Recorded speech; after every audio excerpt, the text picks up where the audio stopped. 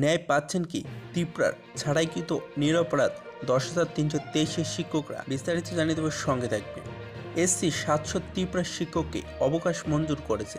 বরখাস্ত আদেশের হাইকোর্ট পর্যালোচনার নির্দেশ দিয়েছে শীর্ষ আদালত। এমন এক সময় আশার আলো দেখায় যখন ত্রিপুরা হাইকোর্ট ধারাবাহিকভাবে একই ধরনের আবেদন খারিজ করে দিচ্ছে, প্রায় খরচ চাপিয়ে দিচ্ছে।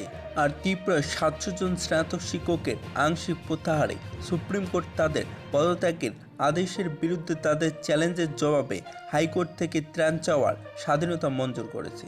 এই সিদ্ধান্তটি এমন এক সময় আশার আলো দেখায় যখন ত্রিপুরা হাইকোর্ট ধারাবাহিকভাবে একই ধরনের পিটিশন খারিজ করে দিচ্ছে, প্রায় খরচ চাপিয়ে দিচ্ছে।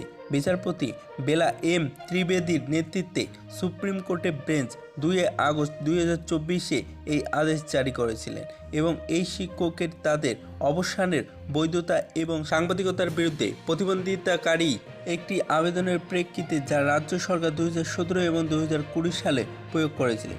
আইনজীবী তারিণীকে নায়ক অমৃতলাল সাহা এবং আদিত্য মিশ্রর দ্বারা প্রতিনিধিত্বকারী আবেদনকারীরা যুক্তি দেন যে তাদের বরখাস্ত উভয়ই বেআইনি এবং অসাংবিধানিক। তাদের দাবি যে হাইকোর্টে 2024 সালের রায় যা রাষ্ট্রের কর্মসংস্থান নীতিকে বাতিল করেছে।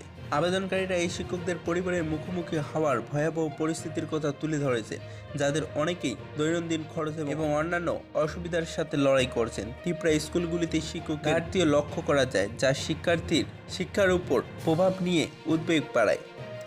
অবশ্যই জল্পনা কল্পনা কোন দিকে করে সেদিকে তাকিয়ে রয়েছেন সকলেই। যদি ভিডিওটি ভালো লাগে তাহলে একটি লাইক দেবেন, চ্যানেলে নতুন হলে সাবস্ক্রাইব করে পাশে থেকে বেল আইকনে প্রেস করে রাখবেন এরকম লেটেস্ট ভিডিও আপডেটগুলি সর্বপ্রথম পাওয়ার জন্য।